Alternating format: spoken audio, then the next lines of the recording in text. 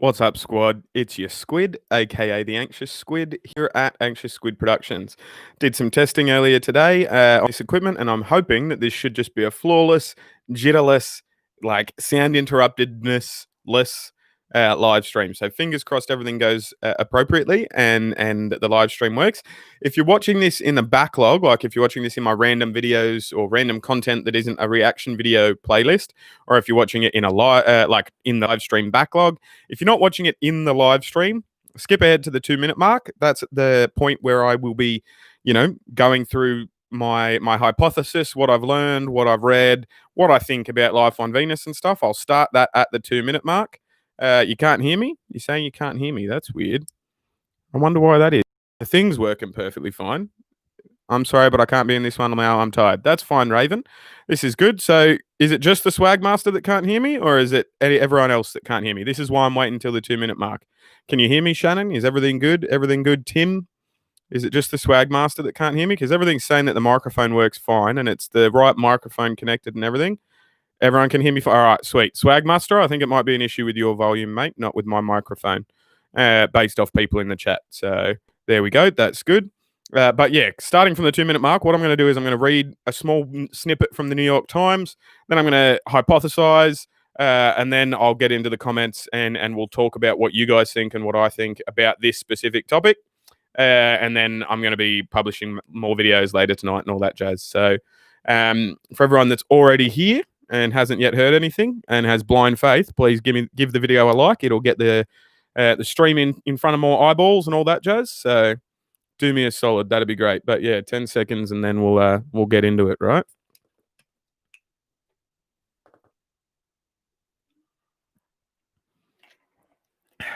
All right, that's the 2 minute mark. That was quick. That was really good.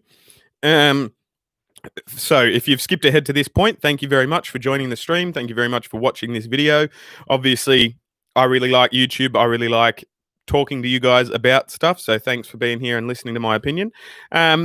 Today or from last night at about 3 a.m. while I was on baby duty because, my son is 3 months old and he does stuff between 2 a.m. to 5 a.m. That seems to be when he wants to be awake the most. But I watched a video about life on Venus and how people, it was the information was starting to explode that there might be life on Venus because of this discovery that was made. And I was like, I don't know, watched a video on it, wasn't really sure about it. Then I woke up this morning to a push notification on my phone from the New York Times being like, we've found life on Venus. There's proof of life on Venus. And like, that's just not true, strictly speaking. So I'll read you a snippet from the New York Times, right? I copy and pasted into my notes just here. And then I'll talk about, the reality of the situation. Venus is one of the most beautiful objects in the Earth's sky, but at closer glance, the less lovely it becomes. Often called Earth's twin, Venus is roughly the same mass as Earth. Many scientists think that Venus was once covered in water and possessed an atmosphere where life as we know it could have flourished. The astronomers, who reported the finding on Monday in a pair of papers, have not collected specimens of Venetian? No, that's Venice. Have not collected specimens from Venus, nor microbes, nor have they snapped any pictures of them. But with powerful telescopes, they've detected a chemical, phosphine, and we'll talk about phosphine, in the thick Venus atmosphere. After much analysis, the scientists assert that something now alive is the only explanation for the chemical source. Some researchers question this hypothesis and they suggest instead that the gas could result from unexplained atmospheric or geologic processes. Fucking hell, that was a mouthful, wasn't it? Some researchers question this hypothesis. They suggest instead that the gas could result from unexplained atmospheric or geologic processes on a planet that remains mysterious. But the finding will also encourage some planetary scientists to ask whether humanity has overlooked a planet that may have once been more Earth-like than any other world in our solar system. Sarah Stewart Johnson, a planetary scientist and head of the Johnson Biosignatures Lab at Georgetown University, who was not involved in this specific work or discovery, said, "There's been a lot of buzz about phosphine as a biosignature gas for exoplanets recently, referring to the search for life on, planets that orbit other stars and stuff, shit that we can't really feasibly get to land an orbiter or a drone or land a rover, for example." Again, we'll be talking about that in a second too. But Where are we? How cool to find it on Venus, she said. She added, Venus has been ignored by NASA for so long, it's really a shame. So after I read that article from the New York Times, you know me, I dive deep when I want to learn about something. Fuck everything else I had planned to do that day. So I've read about 8 articles in the last 4 hours, and I wrote some notes down, and I had a look all through it, right? And the 2 questions from mostly that New York Times article or the other articles in the mainstream media that I was reading were, why has NASA ignored Venus? And what the fuck is phosphine? And how does phosphine exist, right? I might be mispronouncing that. I'm not a scientist, but it's basically like it's phosphorus. It's determined by the word phosphorus. It's Phosphine, right? Phosphine. Or phosphine or something like that. I'm not sure how to pronounce it. We're going to go with phosphine for the purpose of this video, though, right? So the main questions I had were, why has NASA ignored Venus, and what is phosphine, and how does it come to exist? And I know the answers to those 2 questions now. Well, I sort of do. Like NASA, fuck knows why they make the decisions they make at the high level. You know, that's way above my pay grade, way above anyone's pay grade, really. Like there are people that make the decisions about what they're going to do and where they're going to do, and then there are the people that make the decisions about how they're going to do it. And those how they're going to do it people interest me more than the we're going to do this. You know, it's why I don't think like people say Elon Musk is the Nikola Tesla of our time, and I'm like, he's not. He's the Thomas Edison. He's just some rich dude that is paying other people, nameless, faceless scientists, to do stuff. But anyway, I digress on that point. But yeah, NASA didn't really ignore Venus so much as the fact that the USSR were fucking hyper focused on it. You know what I mean? Like, it was, how many was it? I wrote notes. The USSR were obsessed with Venus to the point that they had 30 missions involving the planet between 1960 and 1985, right? So that's 30 people, you know, sending shit into their atmosphere, sending stuff to orbit the planet, to survey it, and sending rovers, you know, like the Curiosity rover on Mars that NASA sent. The USSR sent stuff like that to Venus as well, many times. Okay, so 18 that they wanted to land on the surface. 18 out of those 30 missions, the USSR wanted to land on Venus and learn stuff about Venus in the same way that you're probably used to NASA doing with Mars, right? Like inject some shit into the ground, fucking figure out the chemical compositions of it and all that jazz. Every mission that landed, right? So there were a bunch that they tried to land, 18, as I said, and a bunch of them just were like, bang, straight into the ground, like they were the Indian Space Agency trying to land on the moon, you know? And credit where it's due, like a lot of people talk shit about like the Indian Space Agency who, like, they launched tardigrades at the moon, and like, realistically, if you're crashing into the moon or you're crashing into Venus, that's a relatively successful mission. Like, I know you wanted to land, you didn't want to just fucking catapult yourself into the planet, but it's a fucking good shot. You got all the maths right, trajectory and all that jazz. You just didn't get the landing process right, you know? Like, it's a step. And a bunch of those that the USSR, the Soviets, for example, the Soviets tried to land on Venus, right? And a bunch of them, they just fucking plummeted into the atmosphere and then lost contact because they couldn't land. But a few they did land, right? And they were able to land and send data back and be rovers for the specific purposes that they were built for, you know, except all of the gases and all of, like, Venus, if you don't know much about Venus, it's a planet that is basically a greenhouse version of Earth. Like the everything's locked in. There's a whole bunch of toxic gases that we couldn't survive. We'd melt, basically. If we landed, we'd melt. And the rovers we sent, the metal and eroded like that. They didn't work for very long, you know. Like, we got a whole bunch of information, not fuck all information. We got heaps of information, and the fact that everything started eroding in the first place is information that is useful, whether or not you were intended to have that rover be there for years, like the Curiosity rover on Mars, or if you just intended it to have it there for that 5 minutes until it eroded. Like, it sends information, and that's good, you know. That's a good thing to learn. But yeah, so basically, not sure why NASA ignored Venus, but we do have plenty of evidence and plenty of data about Venus. Nonetheless, you know, NASA isn't the only space agency in the world, and yes, they may not have been as hyper focused on Venus as they should have been, but you know, it's that's just the nature of space exploration, like you can only focus on what you can only focus on. It's a fucking infinite amount of stuff, and you have to pick and choose what you're going to look into and what you're not going to look into. However, phosphine, right, which is the chemical that someone has, that these people say they've discovered in the atmosphere and stuff. Phosphine, I did a bit of Googling and stuff as well, it's this molecule, right, that occurs here. I actually wrote a little scripty thing for it. Phosphine is formed naturally via the anaerobic decay of phosphorus containing organic matter. So I Googled what the fuck anaerobic decay was as well. Anaerobic decay is a sequence of processes by which microorganisms break down biodegradable material in the absence of oxygen. So basically, in layman's terms, what that means is this chemical is caused by biodegradable stuff like decaying and currently like alive biodegradable things decaying without the presence of oxygen. Okay. And so it is a good sign when you're looking at exoplanets we can't reach to. It's a really good indicator if you've got water there, if you've got, if it's a rock planet with water in the Goldilocks zone of its star, like the habitable zone for life as we know it, and there is phosphine in the atmosphere.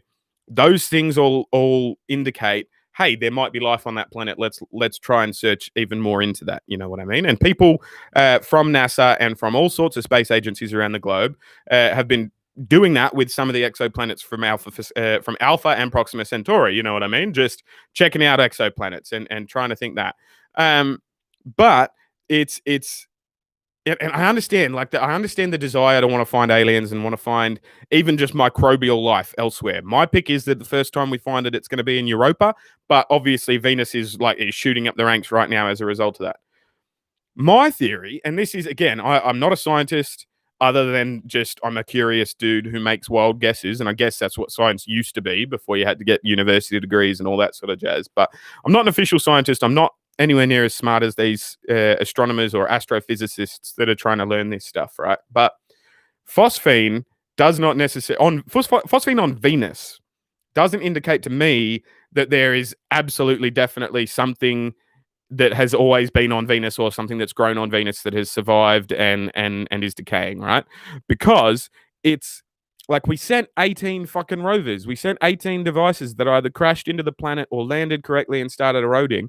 All it takes is some Ukrainian bloke having a salad while he's fucking putting together the robot, and automatically those molecules are on that fucking robot, And so if they stay on that robot and everything's eroding, it then puts phosphine into the atmosphere, whether it's fucking tiny little examples of it or not. It's like we've landed stuff on the planet. It's a tainted atmosphere. We tainted the atmosphere deliberately to learn about stuff. I'm not sure how many biodegradable materials are used in rovers, but I know, for example, rubber. It takes a fucking long time to biodegrade. You know what I mean? But it's biodegradable. I'm sure there would be components like silicon and stuff like that. You know what I mean? In the robot itself. I'm wary of being super, super excited and being like, oh, there's definitely signs of life on Venus because we sent stuff to Venus ourselves, The stream's cutting in and out now. That's really annoying for me, but hopefully it's not doing it for you guys. I'm going to take a drink as it happens. But yeah, it's a thing. I don't know. The absence of oxygen on the planet is known, right? It's a very temperamental atmosphere. It's a very temperamental sort of, and we put stuff into that temperamental atmosphere ourselves. And I say we, like it was the Soviets, but this is weird. It's jittery, and let me know if it's jittery for you guys, because it's starting to be jittery for me 15 minutes into the video, which is annoying. But I don't know. Let me know what you think. Phosphine doesn't necessarily mean life. It's a good indicator of life if we haven't sent shit to that planet. But it intrigues me, and it intrigues me that everyone's reporting it as, oh, this means there's probably life down there on the planet somewhere, because it doesn't necessarily mean that. It just doesn't from a scientific point of view. I really, really, really like the idea of extraplanetary life. I like the idea of microbial life. I don't think little green I don't think little green men exist. I don't think like intelligent species are out there willing to like waiting for us to translate with them and stuff like that. Um, the video is stuttering, but the audio is fine. That's cool. That's cool. All right. Well, that's fine then. All right. We'll figure it out. I really wish my equipment would just do what it said it would do the whole time, but it's video only, not audio, which is fine. That's good. Hopefully you guys can deal with that and you're fine with it.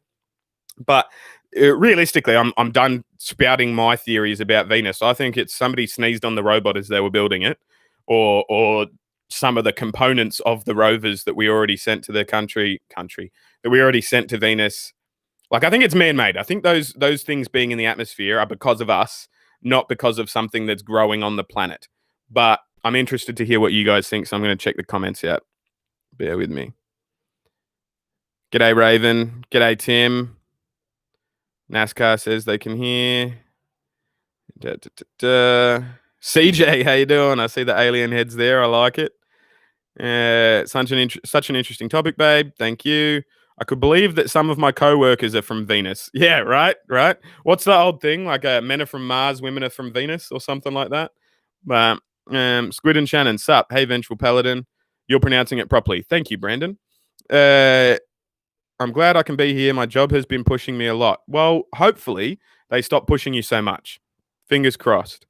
Wasn't the first Mars landing in 1996? Something like that. I'll give it a Google. Hey, Google, when did we first land a rover on Mars? July 4th, 1997. Ooh. Okay, Google, that'll do. You were close. 1997. That's a thing. I wonder if anyone will ever explore Uranus. Look, to be honest, I highly doubt we'll land on the planet because I'm pretty sure it's not something you can land on. But Uranus actually fascinates me. I know people joke about Uranus because of the name, Uranus and stuff like that. There we go. Yes, I have the mental capacity of a 9-year-old. I apologize. You're funny, mate. But Uranus is an interesting planet in the sense that it's fucking sideways. Like something hit it. Something hard hit it at some point. Because every planet, like other than Venus, okay, every planet spins like this. I'm going to go slow so the video hopefully doesn't skip through it, Every planet spins like that. Venus spins like this. Fuck knows why, but it does. Spins the other way. But Uranus is the only one in the country. Fuck me dead. Stop saying country, you dickhead. Uranus is the only one in our solar system that's spinning like that. Not like this. Which would indicate, right? And the leading theory is something fucking big hit it at some point. Whether it's another planet that then they just became the one planet, or if it was an asteroid or what, but something fucking whacked it and knocked it over, and now it spins like that. That's the growing theory. So Uranus is fucking fascinating, and it should be called George. I know that's dumb. I know people are like, what the fuck when I say that, but Uranus should be called George. The guy that discovered it wanted to call it George. The guy that discovered it named it George. Every other planet, the person that discovered it got to name it, and they did, and we rock with that name. We go with that name, and that's cool, right? The guy that discovered it was English, was King George at the time, who had paid him to be an astronomer and to look for something where Uranus is, because all the data said that there should be a planet there, but nobody had yet seen it. And so old mate discovered the fucking planet and went, yeah, I'm going to call it George after the guy that paid me just to do this, And the global astronomical union and association and shit were like, nah, not going to name it after an English king. Let's stick to like ancient gods that don't matter anymore.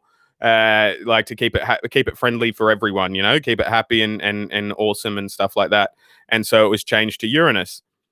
But in my mind, Uranus has always been and will always be called George. Because I think that's fucking funny. I'm sure someone already has. You're funny. They think Venus is too hot and acidic to live there. Yeah, it's definitely too hot and too acidic for us humans to live there. But, there are fucking, like tardigrades, for example, right? Tardigrades can live basically anywhere on Earth. They can live in volcanoes. They can live in the Marianas Trench. They can live at like tiny, tiny little microbial little fucking like bug things, basically. But they survive at super, super strange conditions and extreme conditions, Fun fact. Ooh, my little thing just fell down. That's funny on the stream and everything. But yeah, the Indian mission to the moon had a whole bunch of tardigrades in it, and they fucking crashed onto the moon. And if the tardigrades survived, life on the moon, life not on Earth, they would survive in the vacuum of space, most likely. If they didn't die during impact, they're still alive, and we have moon neighbors, which I think is interesting. But how long do you think it will take for human species to be multiplanetary? Well, I mean, technically, we sort of already are because we've been to the moon, but I'm not. Oh, hey, super chat. How good is that? $10. What's up, Squid? It's your squad. Hey, Terry. Thanks, mate. You're a legend. Hopefully the jitteriness goes away. I think I'm being too fucking focused on it. But anyway, yeah, we're talking about space, and the potential for aliens and stuff. But yeah, Venus is definitely too hot and too acidic for us to live there. But maybe not other things, you know. And how long do I think for it to be multiplanetary? To be honest with you, I think like Elon's going hard for us to go to Mars. Elon's going hard for us to be Martians as well, and I think that'll probably happen within 100 years of now. We'll like maybe sooner. The way technology's going, you know what I mean? But maybe not as soon as we would anticipate. I'm not sure. But I think humans will land on Mars, if not in our lifetime, very fucking close to our lifetime. Definitely, like if not our lifetime, definitely the lifetime of our grandchildren will land on Mars. Whether we're setting up a colony, that's another question. I don't know. But I think it would take an asteroid impact for us to like permanently set goals for the entire species to leave. But we'll see, right? You're brilliant, babe. Shush. Thanks. Good evening, Squid. G'day, Dr. Derp. True people, germs in the atmosphere. Bet it was a germ. Exactly. I bet it was a germ. Yeah, it's doing it on my end. It's a bit stuttery. It's still playing perfectly for me. Way too hot on Venus. Now Mars and Titan, Saturn's moon, is a different story. Absolutely. Like Titan and Europa, right? So those are my bets for life. Titan is huge. It's basically Earth, but it's rotating around the planet that's way bigger. But Europa for me is the one because it's got water volcanoes.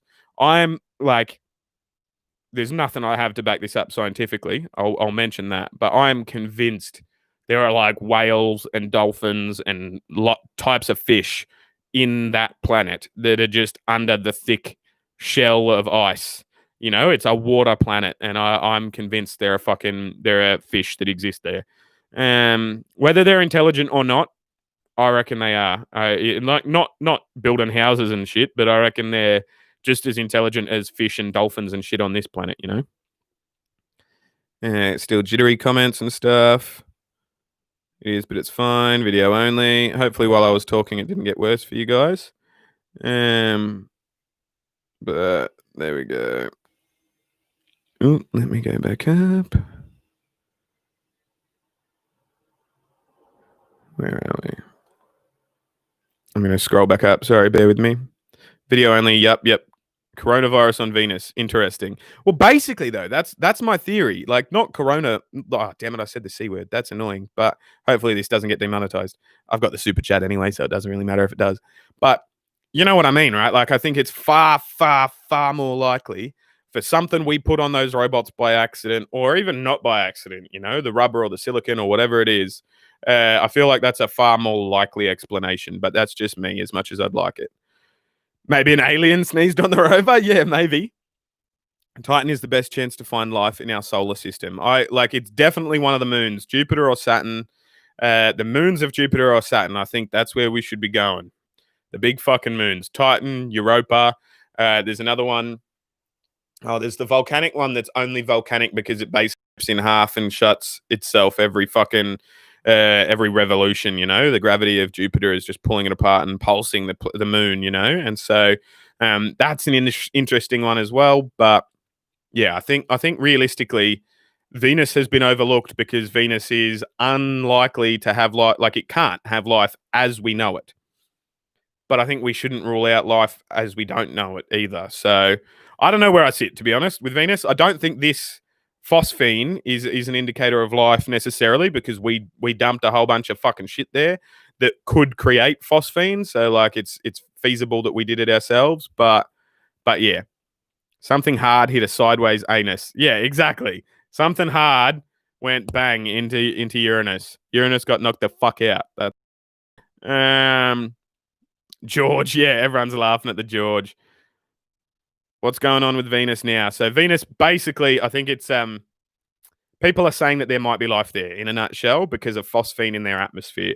But phosphine doesn't necessarily just mean people or plants, like it could mean any organic matter decaying with the absence of oxygen. So there it is. Life on Venus, Illuminati confirmed. That's funny. Who names their anus George? Get it? That's funny. Amoebas. Exactly. There's the super chat again. Christopher G. They think there's proof now of life on Venus. There we go. There's Terry again. Thanks, mate. Lol. I'd love to be a Martian. I'd apply to go to qualify for space. Oop, lost all my comments again. There we think. Yeah, I'd love to be a Martian. I'd apply to qualify to go to space, move to Mars, and be called a Martian. Yeah, but you can't take your kids or your husband. So I don't know if you would, really. Is anybody building a probe that we can send to Europa /Enceladus? Enceladus? It's another moon. I can't remember. I heard talks about that 10 years ago. I'm fairly certain. We've done a few more drive-bys, right? And we redirected probes to do some more drive-bys. A recent drive-by was done of Jupiter, which was pretty cool. There's some new photos of Jupiter that came out, or half of Jupiter, because we drove by so close, there's only half of it in shot. But I'm not sure if we're actually going to try and land there yet. I'm pretty sure I read something about it. Hey, Google, are any space agencies trying to land on Europa? Sorry, I don't understand. Of course you fucking don't. Hey, Google, are there any space programs to Titan? Sorry, I didn't. No, I can't ask questions properly, apparently. I could just type it out, but I can't really be fucked. Hey, Google, what are the NASA programs involving Europa? According to Wikipedia, Europa Clipper is an interplanetary mission in development by NASA comprising an orbiter. There we go. I got there eventually. Launch in 2024. The spacecraft is being developed to study the Galilean moon Europa through a series of flybys while in orbit around Jupiter. There we go. That's cool. So they're trying to have a look into Europa. If you don't know what a Galilean moon is, it basically just means they were the moons that were discovered by Galileo. And he's a fascinating bloke to look into, actually, as well. I'm going to have to do a history video about him at some point. But yeah, there we go. We're going to Europa. That's cool. It's just an orbiter. We're just going to orbit around it. We're obviously not a lander as yet, but that'd be interesting. What do you think about Nibiru, Planet X? It's an interesting idea. And there is definitely something fucking big out there that we can't see yet, right? So, sorry if the jitteriness is annoying people. I'm just going to pretend it doesn't exist. So, it just is what it is, right? Maybe do something, go about your day, but listen to me, don't watch me. I need to start a podcast as well. Let me know if you think I should start a podcast. But anyhow, if you don't know what the Planet X or Nibiru theory or conspiracy, some used to say, is it's basically there's something fucking huge way out past Pluto, way out past Pluto, and lots of different people think it's a thing that interacts with Earth's like space, if that makes sense, and it's going to fucking just come back in and whack us at some point. I don't think it's going to come back in and fucking whack us, don't get me wrong, but like it's scientifically proven, and there's a video in my Not Mine But Must See playlist that goes through the the search for our ninth planet in the solar system, right? And I say ninth because Pluto is not a fucking planet. It's a dwarf planet. It's smaller than Texas. Shut up. It's not a fucking planet. It's barely a dwarf planet. But I digress, right? Like if Pluto's a planet, there are 160 other things in between us and Pluto. Do you want to learn 160 fucking planet names? I don't want to learn 160 planet names. It's a fucking dwarf planet. Get over it, right? But that being said, the theory is that there's a. I'm just going to close that because it's like taking up a bunch of my fucking bandwidth, I think. Here we go. Yeah. So it's the Nibiru theory is basically there's this big fuck off planet that's going at to collect Earth and wipe us out. Don't think it's going to wipe us out, but there is for sure something out there that's tugging on Pluto and tugging on Pluto's moons, right? So if you don't know how Neptune was discovered, basically Galileo, I'm pretty sure it was Galileo, Hey Google, who discovered Neptune? Neptune was discovered by Johann Gottfried Gall and Urbain Leverrier. That's weird. All right, who discovered? Okay, Google, who discovered Jupiter? Galileo Galilei. On the website. Okay, Google, stop. Okay, Google, what planets did Galileo discover? Galileo Galilei discovered Ganymede, Europa, Callisto, and others. Those are moons, you fuckhead. Okay, anyway, long story short, whoever discovered Neptune, I'm fairly certain it was Neptune. Okay, wait. Hey, Google, what was the first planet discovered after the invention of the telescope? Uranus. There we go. Website science.org.uk. They say Uranus, the first planet. It's Uranus, you dumb bitch. Telescope. Okay, so I've been getting that confused. I thought it was Neptune, but anyway, Uranus was discovered, and the people that discovered it, say again, hey Google, who was it that discovered Uranus? Uranus was discovered by William Herschel. Will Would you like to hear more? No, thank you. William Herschel. Okay, so he's the one that was paid by King George. He's the one that wanted to name it George. The invention of the telescope happened, right? But before the invention of the telescope happened, everyone who was anyone in the scientific community was like, "There's a fucking planet there. There's something fucking there. Like Neptune's orbit is weird. There's something big that's like playing with Neptune's moons and shit like that. There's something big, you know? Neptune, Jupiter, Saturn. I'm forgetting the order of the planets. Anyway, you know what I'm saying. People, at the discovery of Uranus, people were like, there should be something there, but we can't see far enough to see it. Then we invented the telescope, knew where to look based on the maths, because we were like, gravity is a thing and gravity is tugging, and there's something in that spot that we just can't see. Then we built the telescope and we looked there and we were like, hey, we were right. There's something there, you know? Same philosophy for some big fuck off thing that's way out there that we can't see, right? There's definitely something out there that is affecting and tugging on Pluto's and other celestial objects out there in the Kuiper Belt, right?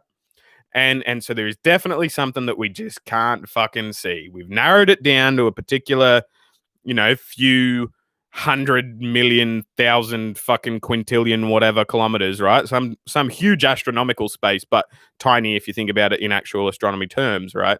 And we will discover whatever planet that is in our lifetime. Absolutely. I've got a thing in my must see but not mine playlist talking about the maths of it, and it's going basically like, because the way people learn about space is sun's here, planets revolving like that, right? But they don't realize that the sun is actually moving, yeah? And the sun is always moving. And so if the sun's going like this, right, across the screen, all the planets are actually going like this around the sun, yeah? As the rotation. Think of a shock absorber, for example, right, on a car, and the spring around it. That's basically the Earth's orbit. Yeah, we're never going to be in the same spot twice. We don't like. That's why sometimes I think astrology is a bit silly, because they're like, oh, we're in this spot, and it's like we were never in that spot before. The fucking whole solar system is moving. The whole solar system is moving. But I digress. But anyway, this basically all the planets that we know of, M dwarf planets, are going around around the sun like that, and there is gravitational proof. We have scientifically proven it. Something is going the other way. There's another planet that is literally rotating around the sun, orbiting the sun, but going in the opposite direction, so far out that we can't see it and we can't test for it. Or we could if we could narrow down centimeter perfect exactly where it was, but that's fucking super difficult, And so, do I believe in a planet X? Absolutely. There's scientific proof that it exists. We just can't see it yet, in the same way that there was scientific proof that Uranus existed, but we just couldn't see it yet. It's definitely out there. If do I believe that it's a big fucking cataclysm causing fucking interplanetary missile that's just going to whack into us every few hundred millennia? No, I don't. But yeah, I think, and how do you pronounce that? Enceladus is our best bet for life? I don't know. Yeah, potentially. I'll have to look into it. I've never actually heard of that moon, so I'm excited. Okay, NASA ruled out other planets to not have a life form because it doesn't suit our planet's life forms, needs such as oxygen. But what if they ruled out our planet for life? Exactly, right? Like, who fucking knows? Thoughts on Area 51? Do you reckon it is really just a glorified aircraft/weapon testing facility, or do you reckon there's any kind of truth to the rumors about the place? Look, if Area 51 actually had aliens in it at any point, as soon as it became a global conspiracy that everyone was on top of, they would have fucking moved the aliens.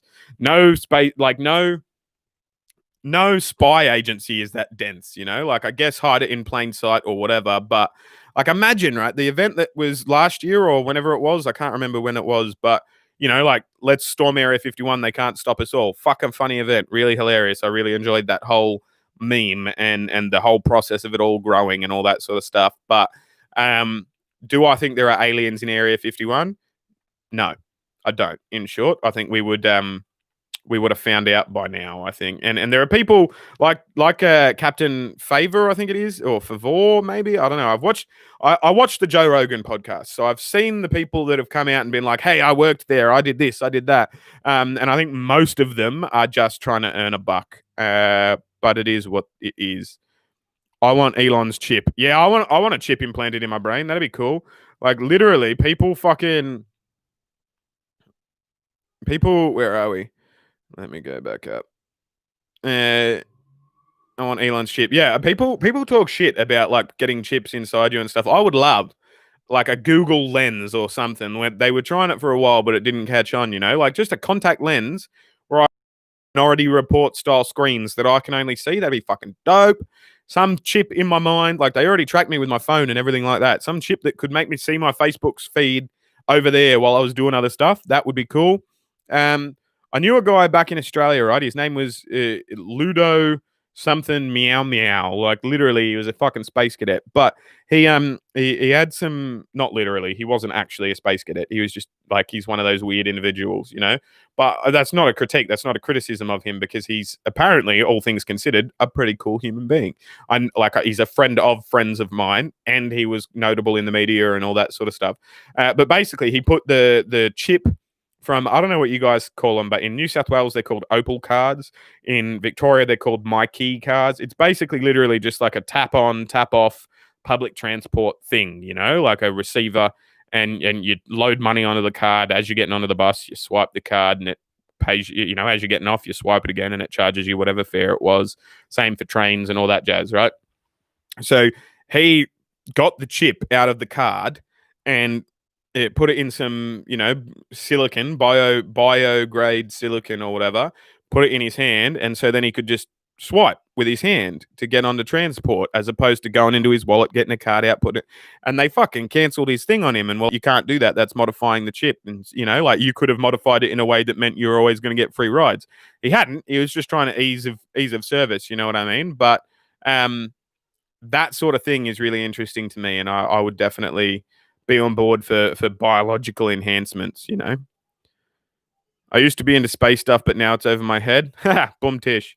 Didn't intend that as a joke, but oh well. Well, it was funny nonetheless. Reminds me of the planet that rains rocks because of how hot it is on that planet. Yeah, exactly. Or diamonds, for example.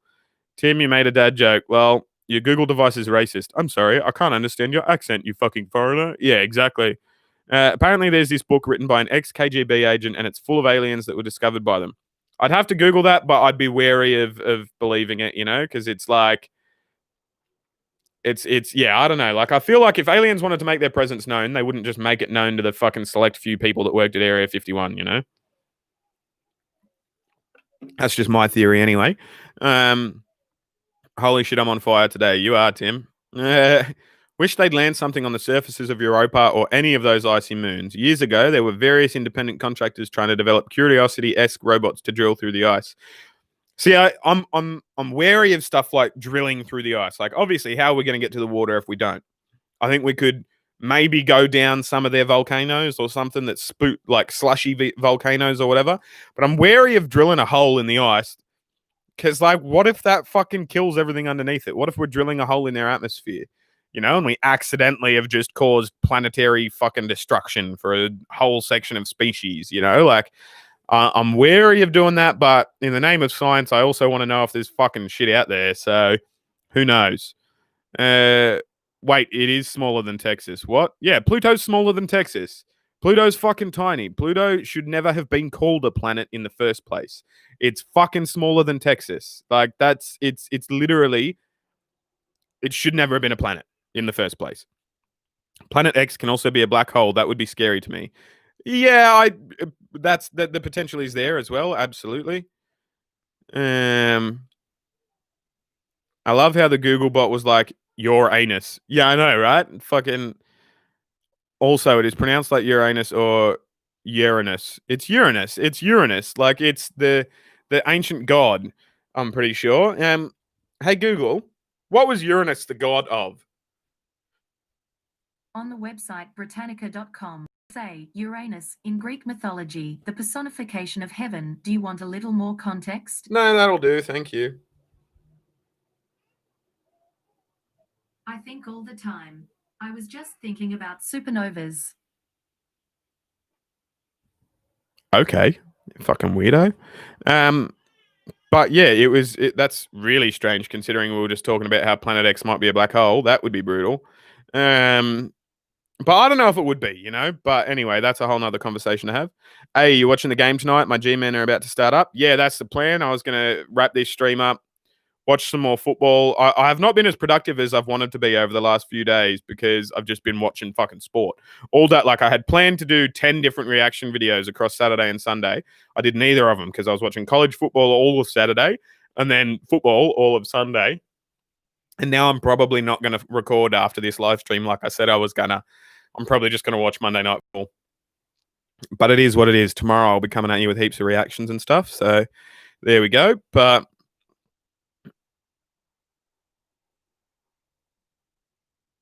I left the room for a bit, but when I came back, you were talking about how the entire solar system is moving and we are never in the same place twice. This is my argument against time travel. Yeah, same. Like if you were to try and travel to this point, exact, this exact room 20 minutes ago, it would be in a different part of the universe. Like you're not just time travel isn't just traveling through what we perceive as time. It's also physical moving your matter from one space to another space. Like it's the whole universe. We're never in the same place twice. Exactly. That's exactly it. I agree with you completely. That's my argument against time travel as well. I badly want an RFID implant. It's totally a thing, and people would freak out about it. That is the majority of the reason I want one. Absolutely. Like, that'd be fucking cool just to be able to walk up and be like, yeah, blip. Yep, that was my groceries paid for, like the chip in your card or something like that. Even, like fucking literally, how much easier would it be if we were chipped? And people are like, but then the government will track you. People will know what you're doing. Like, we literally carry around tracking devices all day, every day, anyway. Like, look how fucking gross my phone screen is. That's insane. Anyway, people who say we can't be chipped because then we'll get tracked, I guarantee you've been clicking the yes to the terms and conditions and you've been tracked for years, decades maybe already. As a stroke survivor, I could use Elon's chip, but the fact Tesla got hacked and the hacker could have had all Teslas show up at one location, I don't trust his tech. Yeah, that's an interesting perspective as well. Like, don't get me wrong. I think obviously that sort of thing has to be infallible, but, because we don't want fucking we don't want to microchip people and then turn them into drones or whatever, you know what I mean? But yeah, there are obviously pitfalls to some of this stuff we're discussing, but yeah, I agree. It's a work in progress, but I would love it to be complete, and I would love one myself. Where we go. It's pronounced Enceladus or something like that. Nice. Drills hole to learn more, creates another ozone layer. Yeah, right. Speaking of raining rocks, did you know there's a town in Honduras where it allegedly rains fish once or twice every year? Not sure of the science, but behind it, but it happens. I want to experience it. Yeah, no, that's a thing that has occurred. That's definitely a thing that's I have looked into and stuff. It's basically got to do with the wind and like it's like a cyclone of fish from one part of the ocean and then rain them down in another part. But yeah, I would like to experience it too. That would be cool. What the fuck is going on these days, JC? Yeah, it's a good point. Oh yeah, how do you feel about the ozone hole just deciding to fix itself? It didn't just decide to fix itself. There's so many people have that argument as well, but there were like there was a Greta Thunberg of her time that guilted people into not using aerosol cans as much. They were like, and I know that's not a thing here in America, like because aerosol cans are fucking everywhere here in America, which is strange to me because they're not in most places in the world. You know, like they've been replaced by different types of cans or different types of stuff. You know, like roll-on deodorant or whatever. But yeah, being from Australia, I know a lot about the hole in the ozone layer because our number one killer in Australia is skin cancer as a result of the hundreds of millions of Americans that use fucking aerosol cans, right? And the hole in the ozone layer was created above Australia as a result. And so we didn't get as much fucking protection from our atmosphere as everyone else did. So that was pretty shit. You know, as an Australian, from an Australian perspective. But yeah, it didn't start fixing itself. That's the thing. We stopped doing what we were doing that was causing the error on such a huge scale. And so like of course the earth fixes it's a natural process, you know, like that's the earth fixing itself is what it's always done. The earth always fixes off. There's an argument that climate change is because they're trying to shake humans off like a fucking flea, you know, like a bad case of the fleas. Earth is just trying to get rid of us, which is an interesting argument. Again, don't think the earth is sentient. I know a lot of people are like, oh, Mother Earth, you know, it's a real thing and all that, and absolutely we would not be able to live without earth, and it sustains us and provides us with everything we need. But yeah, it's a thing, you know. It's not a sentient thing, I don't think. But yeah, it's a the ozone layer didn't just fix itself. We made a very many decision across several decades. Like I can't remember her name, but there was a Greta Thunberg in the 90s, like some young fucking autistic girl who was obsessed with the hole in the ozone layer getting bigger and bigger and bigger, and so she fucking global thing with Al Gore before Al Gore was cool, in fact, and made it so that people didn't do it anymore, you know. But yeah, burns it rains frogs as well. That would be fucking cool. Where are we? Personally, I would have gone to Area 51 to get a better look at the B-21 bomber. Yeah, right. I hear your concerns about contaminating, so causing the outbreak on an alien surface that causes some kind of cataclysmic wipeout. Lol. Good point, but we have to drill, have to know. That's the thing. I don't know. Like, we definitely have to know. We definitely have to go check it out. I'm not debating that, not questioning that in any case. But I think like permanently rearranging something in the search of knowledge is a mistake that we've made many, many times across human history, and it doesn't necessarily have to be. You know, like it's like there's going to be an element of, yep, we're bringing microbes that are going to fuck you up. There's going to be an element of that, and we're going to get fucked up by some microbes that they've got more than likely. You know what I mean? So there's definitely going to be some collateral damage, no matter what, and no matter who you ask or how you ask. You know, but I think we should limit the collateral damage as best as possible. A chip in hand, a robber can just cut your hand off, then has everything you own. They can do that with your phone as well. You need a running, like obviously you need a hot finger and stuff a lot of the time to get in there, but they could just cut your finger off and get it. Like how often does that actually happen though? You know, but yeah, falling fish would be epic. It would be, right. Falling fish would be terrifying. Sorry. Yes. I don't know if it would be terrifying if they'd probably already be dead. They've been in the air, you know, but the game is about to start. Let's go New York. That's my GF's team, so I'm going to root for them. I'm a Panthers fan. I wonder how George Carlin would think about the chips. Yeah, I also wonder that. I think he'd be I don't think he'd be on board because he was a very sort of like conspiratorial sort of guy, not in the sense that he created conspiracies, but in the sense that he thought about them. You know what I mean? But yeah, that would be interesting. I wish we knew. I know the ozone hole didn't decide to fix itself. Those were just the words I used. Lol. By far the most baffling thing that happened to this year to me. Also baffling that isn't a bigger deal. Yeah, that's true. I guess there's lots of strange things about this planet that we don't even look into. You know, like we've explored something like 2% of the ocean. You know, we know more about space than we do about the depths of the ocean, the bottom of the ocean, which is fucking bonkers if you think about it, right? But that is what it is. Hey, there's another super chat. Thanks very much, whoever you are. Let's have a look. Brandon. So yeah, nice. Thanks, man. You're a good human. Good human. Thank you very, very much. Um, but yeah, there's so many things we don't know about this planet already, and I feel sometimes I'm like, oh, you should learn about your own backyard before you go elsewhere. A lot of times with Australians specifically, like Australia is a fucking big place with a lot of cool stuff, and so I tell Australians, like everyone I know that's all like, oh, I wish I could travel. You're so lucky to be an international country during COVID. Blah blah blah. It's like I wouldn't call it luck that my son was born and my mum probably won't see him until he's 3 or 4 in person. I wouldn't call that luck personally. That's pretty shitty, actually, I think. But, I'm very lucky that I'm with my wife and my children. Don't get me wrong. I'm very happy that that's the case. But a lot of people are like, oh, you can explore all of the states, and it's like Australia is just as big as okay, let's find out the specifics. Hey, Google, what is the circumference of Australia in meters? Sorry, I didn't understand. Okay, Google, what is the circumference of Australia? Here is some information from the web that might possibly help. 25,760 kilometers. Okay, Google, thanks. On the 25,760. Okay, Google, what is the circumference of America? 11,000 miles. On the website, Hey, Google. they say. Okay, Google, what is the circumference of America in kilometers? Sorry, I didn't understand. Of course you fucking didn't. Okay, Google, how many kilometers is the circumference of America?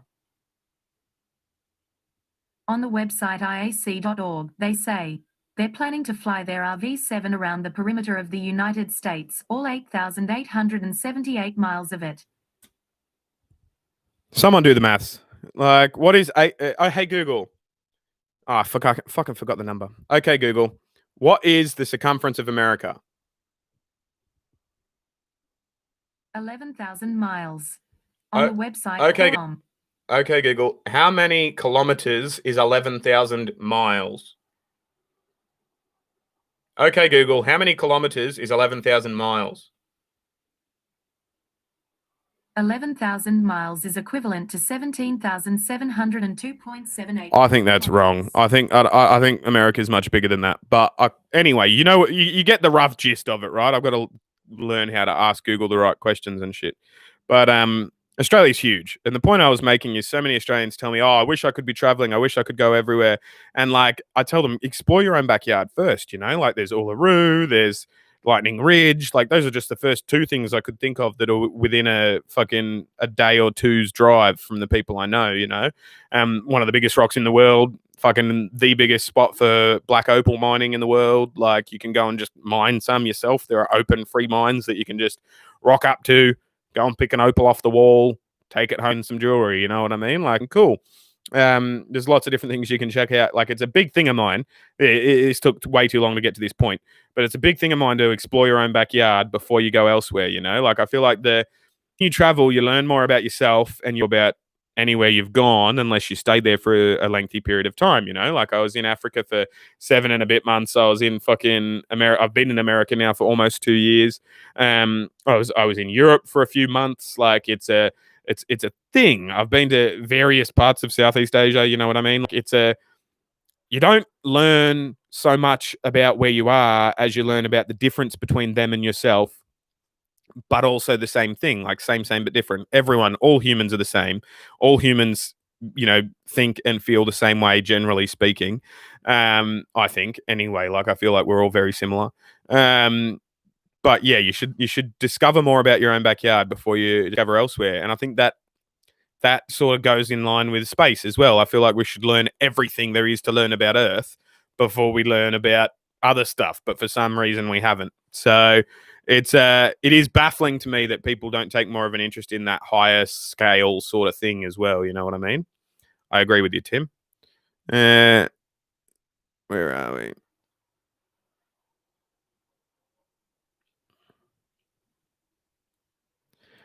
Was it Severn Suzuki? Hey, Google, who's Severn Suzuki? Southeast Motorcycle is on 4828. Shut up. Okay, Google, stop. Fucking stupid device. Oh, hey, another super chat. Thank you very much, Terry. I think that's Terry. Yeah, there we go. We should all try to Brandon. Absolutely. And you and yourself, without a doubt. You're a legend. Where is that? I feel like you and George Carlin would get along if he was still alive. That's actually a really, really high compliment to pay. Thank you very much. That's high praise. I feel like I would get along with him too. That's really annoying me now. Fucking stay upright, you piece of shit. But yeah, no, that's really high praise. Thank you very much, Vengeful Paladin. I feel like I would get along with him too. Don't get me wrong, but yeah, it's cool that you think that.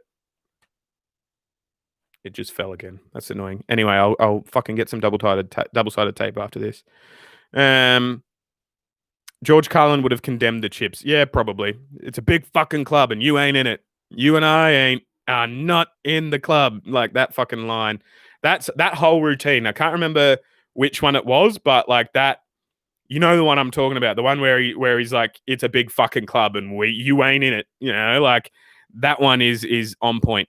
Somebody asked me after the last live stream as well if I follow any American comedians. Most of the comedians I like are American, you know. Bill Burr is one of the funniest men on the planet. In the history of the planet. I fucking love Bill Burr.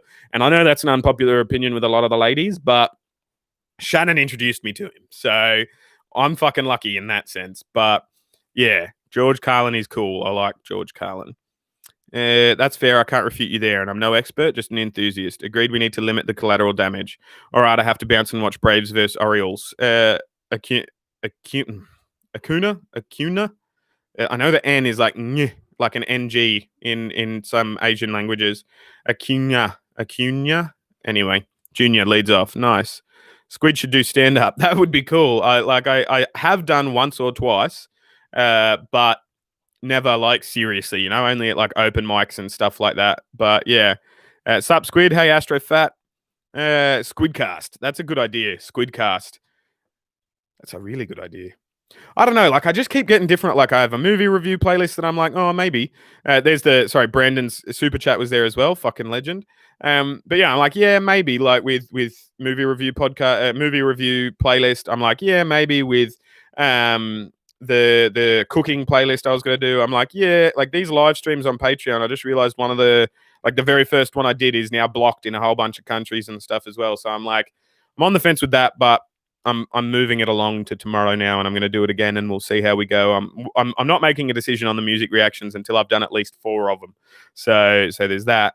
But I like the idea of a podcast. I like being able to talk to people, and I like being able to like the Socratic method, you know, like it's fucking cool being able to talk your way through things. If you don't know what the Socratic method is, it's fancy way of saying learning by talking about it. It's, you know, one person saying, well, I think this, and you going, oh, that's interesting information. Here is some new information that you might not have learned about. And then they go, oh, well, with that bit of information, I can now add it to this bit. And now I know this because you told me that. And the other person would be like, oh, wow, yeah, that's a crazy revelation. Because you put those A and B together, I then came up with C, you know? And it's like, that's how science works. I really like the Socratic method. And I think podcasts would be cool, but I'm wary. I nearly just fucking went cross-eyed because there was a gnat at my face. Like I'm wary of stretching myself too thin, and I'm you know, I put a lot of pressure on myself on a day-to-day basis to do more than I have done before, and try and, you know, keep going and do the next thing and stuff. And I think what I really need to focus on is just actually consistently putting reaction videos out. Not just 5 in a day and then ignoring the channel for a week, you know, like consistently getting them out on a consistent time frame. Doing the live streams, doing the other things, doing what I'm doing. I want to get what I'm down, but long story short, I want to get everything I'm doing now down to a fine art and an easy process. And I still have to sort of convince myself to fucking make an effort a lot. And I don't want to have to convince myself to make an effort with stuff while I'm starting new stuff, but maybe I'm just compartmentalizing things in my head and justifying not doing something because I'm lazy. I don't fucking know. But I do like the idea of a podcast. Something about like having a podcast on Spotify would really fill me with a lot of pride. You know what I mean? Just being able to be like, yep, I get, you know, I've got YouTube income, I've got Spotify income. I'm an entertainer, you know, like sort of thing. I like entertaining people. But it has been on my mind, and it will stay on my mind until I eventually just bite the bullet and fucking do it. But there's my thought process on that. But yeah. Where are we? Twiz Smoke says, I'm going to say humans are the most curious species known, and because of that, we cause so many problems. Yeah, exactly. That's a thing. There's a love heart as well. You're a legend, Brandon. Thank you very much. But yeah, humans are fucking curious, and it's a thing. It's a problem that the world has, is that we're so curious. You know, like that. I fucking I think it might have been George Carlin. It might not have been someone else though. Like if somebody created an end of the world button, the paint wouldn't even have time to dry before someone fucking touched it. You know, just to see what would happen. And so like a lot of the worst things in the history of humanity have happened because by accident because humans were curious. You know, but the same can be said for all the best things. You know, we're not talking right now if humans aren't curious. I'm not in this country if humans aren't curious enough to figure out which wood floats and how you got to fucking piece it together with other bits of wood to get from one side of the Pacific Ocean to the other, you know? Like, it's a thing. But yeah, I agree. Listening about a lot of this makes me want to watch Red Fox. I've never heard of it, so I'll check it out. You need to speak American to your Google device. Yeah, exactly. Try asking 11,000 miles in kilometers. But scrolling back up. Oop, gotta scroll back up. Yeah, there we go. Try asking. Yeah. I think we got there. There's an Australian guy around here that sells opal. His business is called the Opal Man. Well, yeah, 100%. He would have family in Lightning Ridge that are sending him the opal, or he would just go to Lightning Ridge, spend a few weeks there, fucking getting the opal out and mining and all that sort of stuff, and then go elsewhere. It's like one of the fucking coolest business ideas that a couple of my mates ever had. Like one of my mates, he was this fucking hobo sort of dude, right? His name's Luke, and he like not Hinto.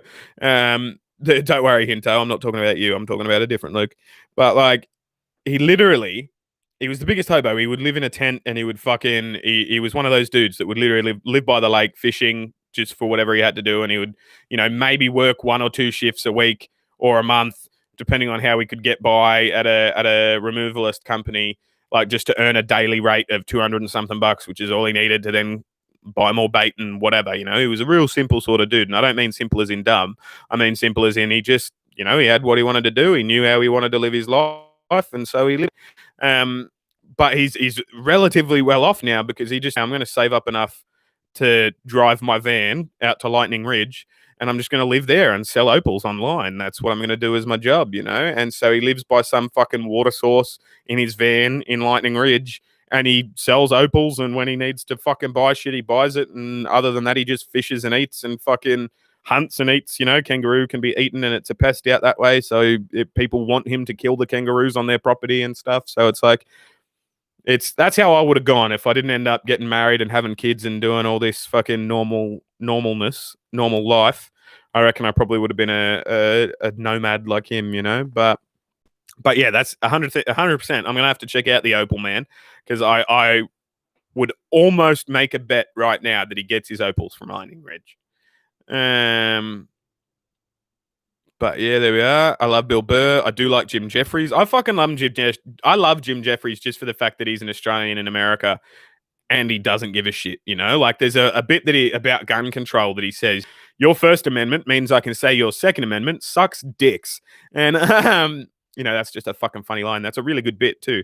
Don't worry, I'm not coming here to try and take your guns away. I'm not telling you. Like, that's a whole different conversation we could have. But, and to be honest with you, I don't want to have it, because it's a fucking, we won't get anywhere. We just disagree.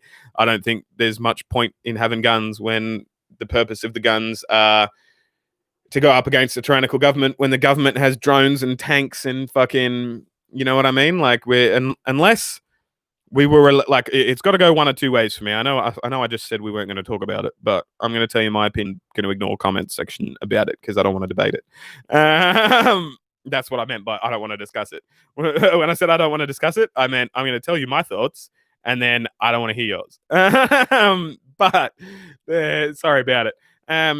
Like, it's got to go 1 of the 2 ways. Either all humans are allowed, like, either everyone's allowed a fucking tank and everyone's allowed a fucking drone if they so want it and have the money to get it, you know what I mean?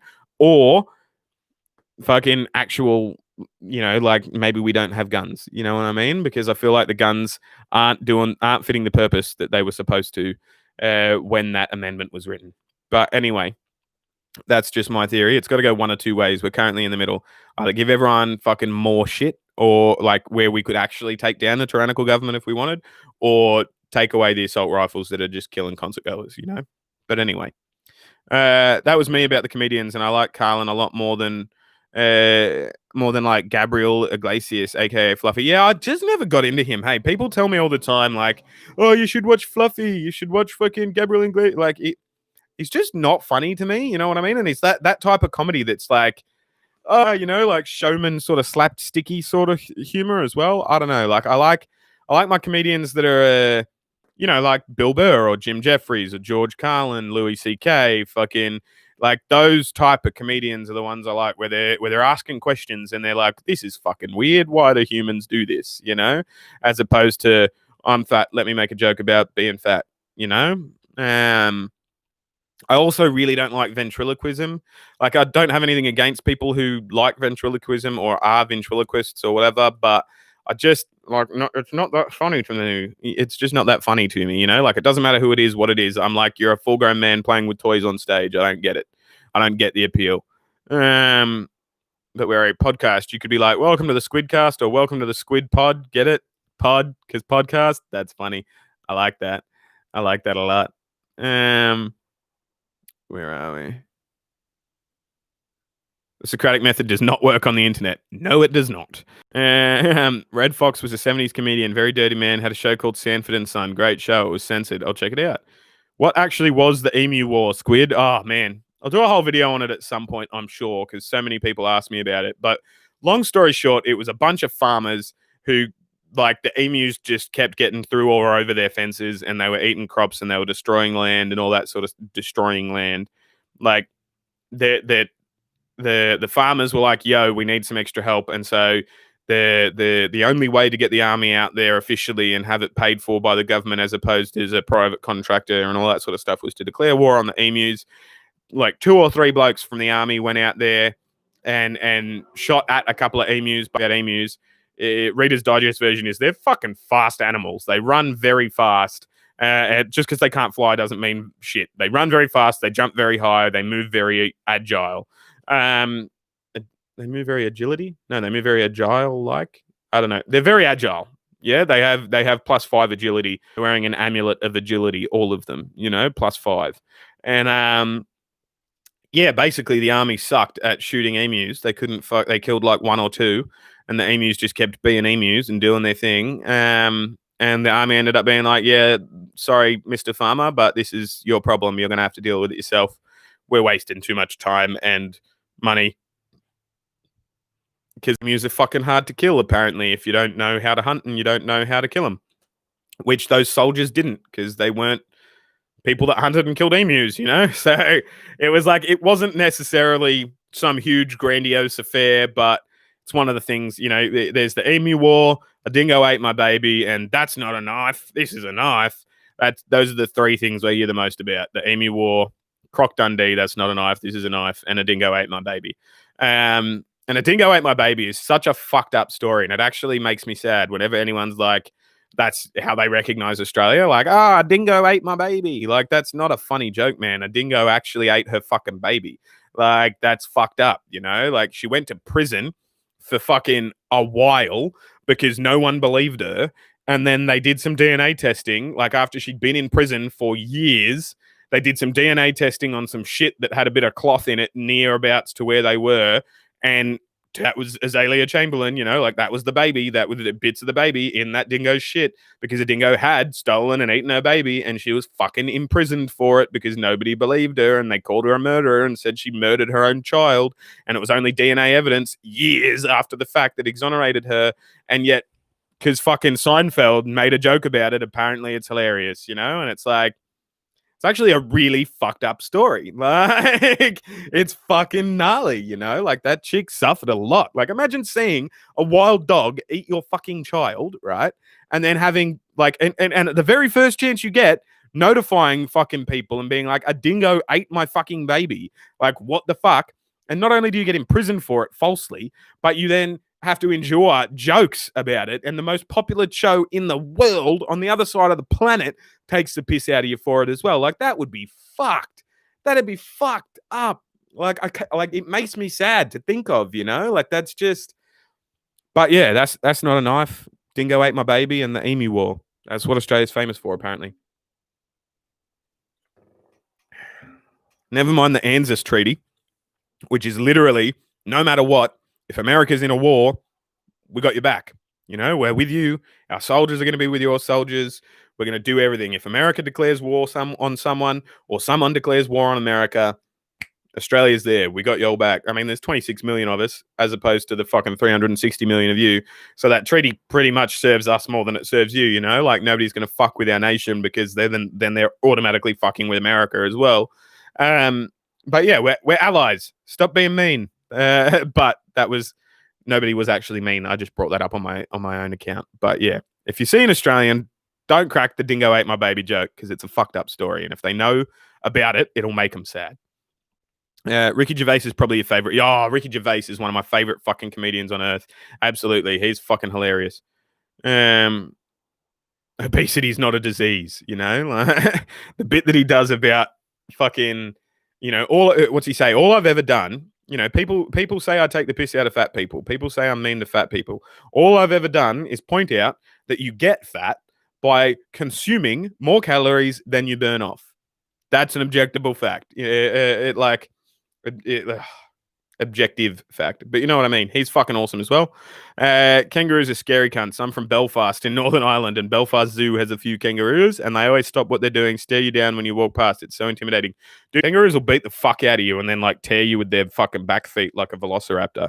They lean back on their tails and fucking kick you and then punch the shit out of you. Kangaroos are fucking gnarly. People think they're like easy going and stuff, but you get a kangaroo on the wrong day and it'll fuck you up. Canada just had a huge sweeping gun ban in May. Fair enough. What about Robin Williams? Yeah, didn't mind him. Didn't mind Robin Williams. I thought he was all right. But where are we? Looking at the Opal Man website, he does get some of his from Lightning Ridge, but also Mexico and Ethiopia. There you go. He has galleries in towns called Spring Green and Lake Geneva. I'll have a look at those. That's cool. Anyone else buffering a lot now, or is it just my garbage internet? That's annoying. Sorry about that, guys. That's really annoying. Ventriloquist dummies creep me out. Yeah, agreed. Terry, I had to close and reopen the stream. All is good now. That's good to see. Shannon, don't watch Jeff Dunham. He's always making more. Yeah, no, he annoys me. He's the Ahmed the Dead Terrorist guy, right? When I refresh, it fixes for a few minutes. I'm assuming that means it's on my end. Hopefully, Terry. I mean, it's been a better stream than previous, and I'm using a different sets of equipment and stuff as well. Like the Wi-Fi is not plugged in, but it should be plugged in. I could plug it in actually. That could probably make it better. But yeah, I'm doing some stuff to see either way. But hopefully, I mean, I've just lost a bunch of viewers, so hopefully it's not fucking gnarly. A dingo ate my baby to Australians is like saying I want an Irish car bomb to an Irish man. Yeah. I don't know what that means, but probably. Coming in late, Dave Chappelle, Bill Burr, Michelle Wolf, Daniel Tosh, and I don't mind John Mulaney. I'll have to check those out. Favorite band? Growing up, it was Green Day. I want to know who took the biggest picture of the universe. Damn it. Is that the one from Hubble? There's one of the Hubble space scope that's fucking huge as well. I think I'm at the bottom of the chat now too. That's insane. Anyway, this video's been going for an hour and 15 minutes. I want to go watch the football. I'm glad I reached the bottom. Thank you so much to Terry and to Brandon for the super chats.